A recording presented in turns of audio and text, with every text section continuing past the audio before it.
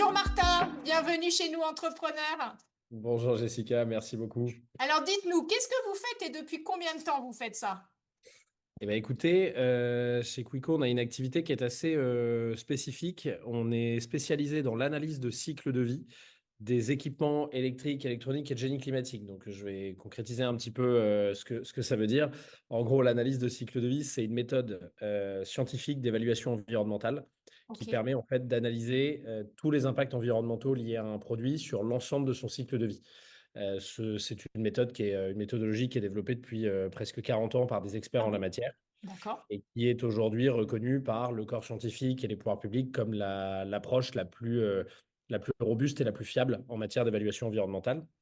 Et on a décidé de s'engager dans cette direction parce qu'en fait, on s'est aperçu que l'analyse de cycle de vie, donc l'ACV, était progressivement rendu obligatoire sur certains secteurs, parmi lesquels le nôtre, et que ça devenait également pour les industriels un enjeu business très fort. C'est-à-dire que la maîtrise de la donnée environnementale devient cruciale dans leur développement, que ce soit pour réaliser un bilan carbone, un Bien reporting sûr. extra-financier, fournir des informations lors des Ouais, appels d'offres, etc.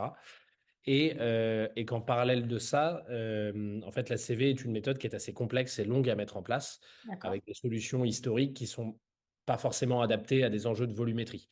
Et d'accord. en fait, ce double constat nous a encouragés dans le fait que il était nécessaire aujourd'hui de trouver une solution pour permettre le déploiement simplement et largement de cette méthode.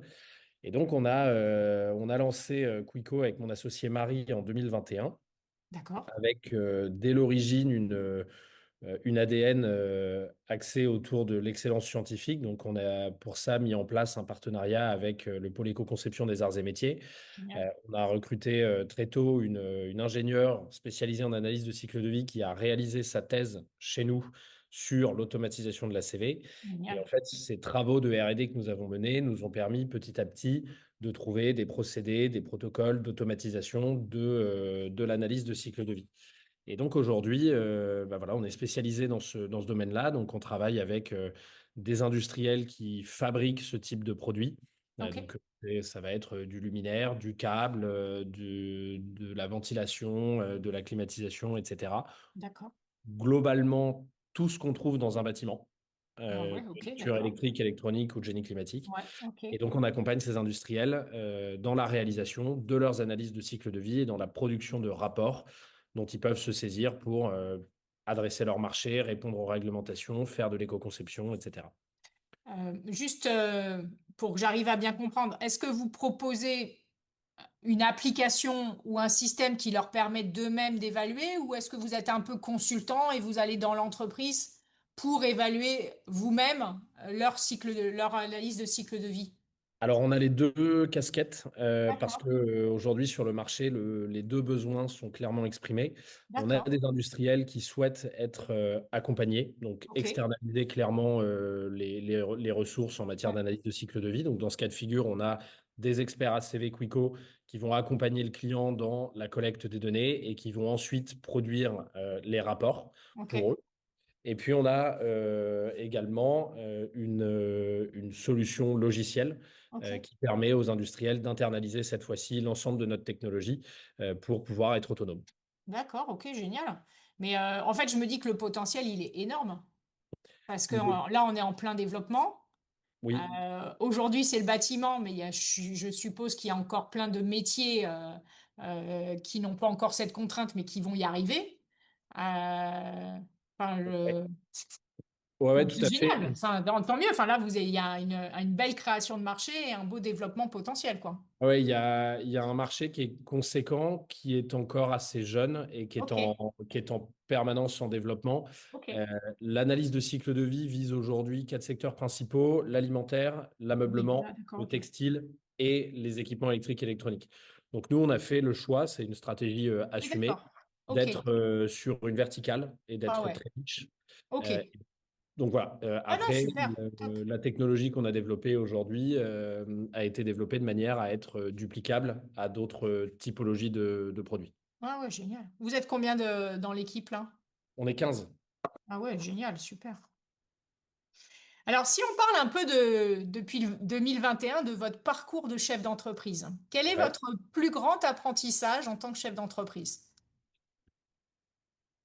Qu'on n'a jamais fini d'apprendre. C'est une bonne réponse, ça. Et c'est quelque chose que j'ai assez vite intégré, c'est-à-dire que je me suis aperçu qu'en fait, dès l'origine, on a tendance à se fixer des milestones, des Ouais, étapes, ouais, voilà, des objectifs en se disant, waouh, quand je serai là, bah, ce sera trop cool et en fait, je serai plus serein. La réalité, c'est que chaque étape amène de la nouveauté ouais, et donc le besoin d'apprendre de nouvelles choses. ouais. Et enfin, je trouve en tout cas que c'est ce qui fait la beauté de ce métier-là, c'est que on n'est jamais dans une zone de confort, on est en permanence en train de réfléchir, d'apprendre, de se challenger, de remettre les choses en question. Et donc, ouais, moi, en tout cas, c'est quelque chose qui me plaît. Ouais, on le sent votre enthousiasme, on sent, puis c'est un beau parcours parce que 2021, 15 salariés, il y a une belle dynamique hein, quand même. Donc ça veut dire que vous arrivez à être sur les bons sujets, vous arrivez à bien vous organiser avec votre associé, c'est beau quoi, c'est Ouais, super. ouais, c'est cool. Enfin, c'est effectivement, je pense que s'il y a 4 ans, on m'avait dit, bah voilà, en 2025, il y aura 15 personnes dans l'équipe, il y aura tel client dans le portefeuille et telle solution, je me serais dit, OK, bon, ben, il y a du Ouais, ouais. Arrête de boire. Ouais, c'est ça, voilà. Descendre en échelle maintenant. Voilà, non, non, c'est cool. Ouais, bravo. Voilà, on est sur un bon marché, il y a eu un bon momentum. Et, Qu'est-ce que et vous moi, faisiez avant? moi, je suis issu du monde de la finance de marché. Donc, pas Rien grand-chose à à voir. voir. Ah Non, ouais, j'étais dans le trading au démarrage et d'accord. assez vite, j'ai quand même senti que j'avais cette appétence pour l'entrepreneuriat. Ouais, Donc, j'ai bifurqué au bout de 4 ans, 4-5 ans en finance de marché, j'ai bifurqué dans ce domaine-là. J'ai monté une première boîte dans le domaine de la food tech ok. euh, qui a été un crash total et Ouais, mais il assumé. paraît que c'est très formateur, disent les Oui, Américains. exactement. Voilà, L'esprit anglo-saxon est plus, je dirais, bienveillant. plus adapté à ce type de discours. Mais en effet, ouais, ouais, super apprentissage et dans la foulée, j'ai monté Quico. D'accord, Voilà. génial. Top. Qu'est-ce qui vous inspire le plus aujourd'hui? Waouh. Qu'est-ce qui m'inspire le plus aujourd'hui?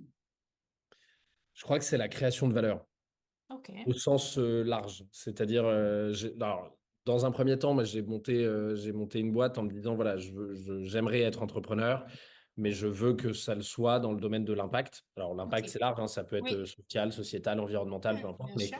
voilà, je voulais qu'il y ait une mission un peu sympa derrière. Et donc ça a été le leitmotiv initial. Et en fait, je m'aperçois aujourd'hui que ce qui me fait vibrer, c'est de créer de la valeur. Alors de la valeur économique, mais aussi de la valeur humaine. Mm. On a 15 personnes aujourd'hui. Notre objectif, c'est de garder un maximum les gens chez nous. De créer de la valeur pour eux, que les gens se sentent aussi considérés, qu'ils se sentent bien au taf au quotidien. Et finalement, bah, c'est ça que je trouve assez épanouissant, c'est de se dire bah, tout ce petit écosystème, finalement, ça repose aussi sur les actions que je mène au quotidien. Et je trouve que ça, c'est assez inspirant. Ouais, et Et c'est puis vrai que après, il y c'est a beau de voir l'impact que ça peut avoir et que ça peut générer autour de soi, que ça soit pour ouais, sa famille, que ça soit pour ses salariés, pour ses équipes. ouais, tout à fait. Ça va au-delà de la mission de base. C'est de se dire, en fait, sans me dire que je change le monde au quotidien, parce que c'est pas le cas, Bah, un peu quand même, hein. on essaie en tout cas d'apporter notre pierre à Bah, l'édifice. voilà, c'est ça. De faire un peu notre part du taf. Ouais, Mais c'est vrai que ce sont des petits impacts du quotidien à de plus petites échelles qu'il faut savoir aussi percevoir et observer qui sont intéressants. Ouais. ouais, ouais. Qu'est-ce que vous avez appris sur vous-même au cours de votre parcours? Euh,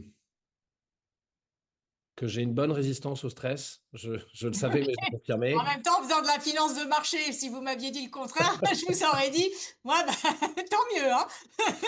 Ouais, après tout nouveau niveau de stress hein, à côté enfin, l'entrepreneuriat, c'est quand même Ah bah, la finance de c'est marché, un c'est pas dévouement tranquille total. quand même, hein. Non, c'est pas tranquille, mais malgré tout, à la fin du mois, bah voilà, vous êtes quand Ouais, même, in il y a le fine, dans une salaire qui tombe. entreprise, il y a un salaire qui tombe, Ouais, ouais, il y ouais. a des enjeux qui sont finalement avec un petit peu plus de recul, il y a des enjeux qui sont qui sont moins engageants. Là, moi, Ah ouais, ok. j'ai repris je sais plus, j'avais 29 ans, 28 ans peut-être.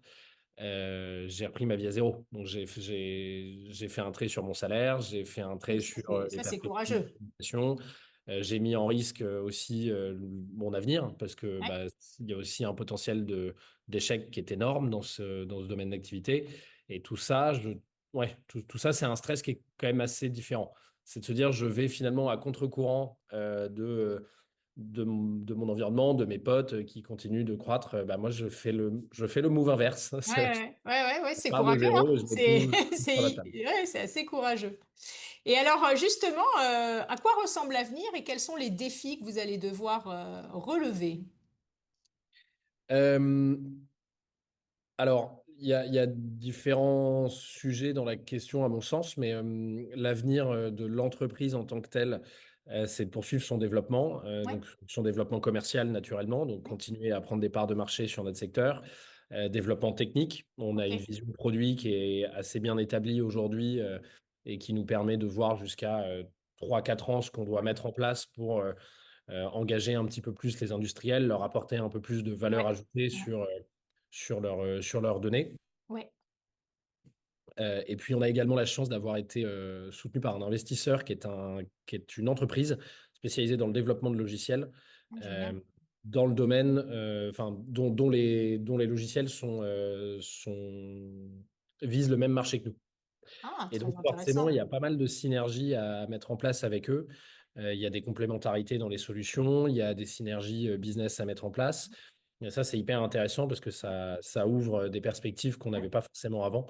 ouais, Puis également bah, on revient sur le sujet de l'apprentissage, hein, mais oui, oui. être en capacité de piloter une entreprise avec des métriques clairement établies et Mhm. se tenir à un plan. Donc, voilà, ça c'est un petit peu.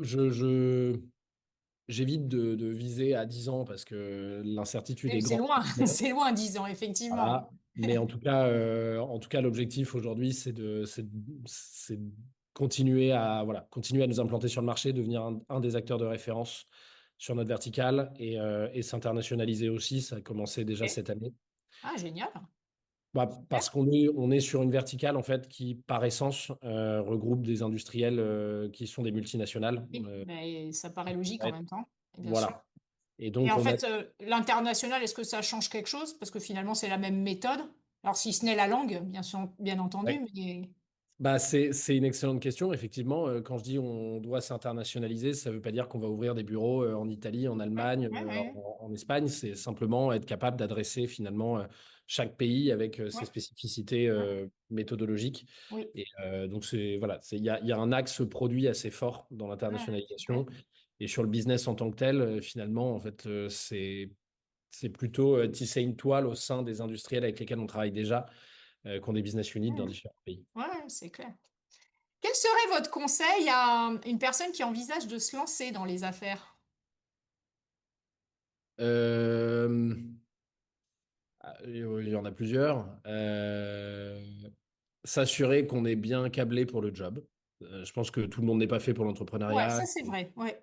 et il y a quand même un certain nombre de prérequis nécessaires pour y Vous arriver. diriez que c'est quoi ces prérequis? Parce que Bah, le fameux terme que tout le monde utilise, mais qui a vraiment du sens dans notre métier, c'est la résilience. C'est être capable ouais, d'encaisser quand même une charge de stress assez conséquente, accepter l'échec.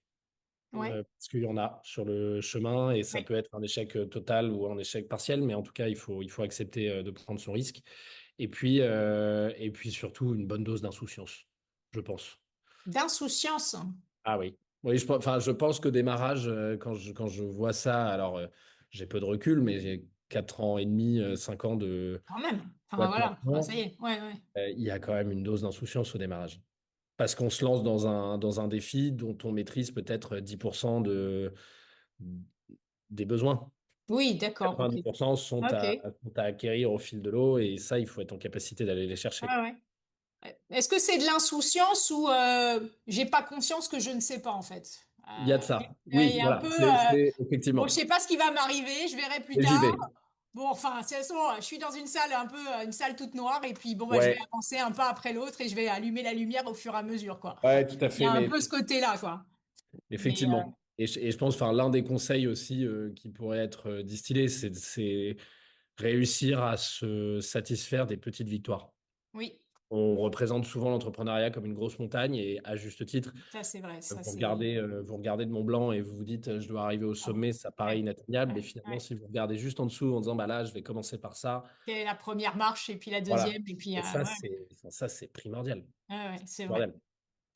Si vous deviez recommencer votre entreprise, qu'est-ce que vous feriez différemment? Beaucoup de choses. Beaucoup de choses. Qu'est-ce que je ferais différemment? Bah, alors déjà, je m'associerais avec la même personne, pour Bon, sûr. donc c'est pas Euh, différent ça. donc ça, c'est pas différent, Déjà, mais c'est déjà c'est pas mal. important de le dire. Bah, je pense que en fait, je pense pas que je changerais fondamentalement D'accord. toute la stratégie, mais c'est plus dans l'exécution du quotidien qu'il y aurait un gain de temps significatif sur pas mal de choses. On s'essaye beaucoup au début, on teste Ouais, des choses, on met en place des process, etc., qui finalement vont être vus. Donc c'est effectivement être plus pragmatique et peut-être plus efficace sur ouais, l'exécution. ouais, ouais. Je pense que c'est ça qui changerait Ouais, ouais, j'entends. Puis en plus, maintenant, il y a l'IA qui se développe, donc on gagne en plus sur des outils en termes productivité, ouais, tout à d'efficacité, fait. productivité qui sont phénoménaux, hein. Alors, où Ouais. est-ce qu'on vous retrouve si on veut en savoir plus sur Quico? Vous avez un site internet, vous êtes sur LinkedIn, Ouais, on a effectivement un site internet www.quico.io. On est sur LinkedIn. ok. C'est deux principaux canaux par le biais desquels on peut nous retrouver. Et puis sinon, pour prendre un café à Paris, des bureaux à côté d'Opéra et puis à Bordeaux dans les Chartrons. Ouais, bah, génial. Merci Voilà. Martin pour votre temps, merci pour ce partage d'expérience et puis bravo pour ce que vous avez réussi à accomplir depuis 4 5 ans, puis hâte de Ah, voir la suite en fait, hein, surtout. Merci beaucoup. Merci À beaucoup. bientôt Martin! À bientôt. Au revoir, Jessica.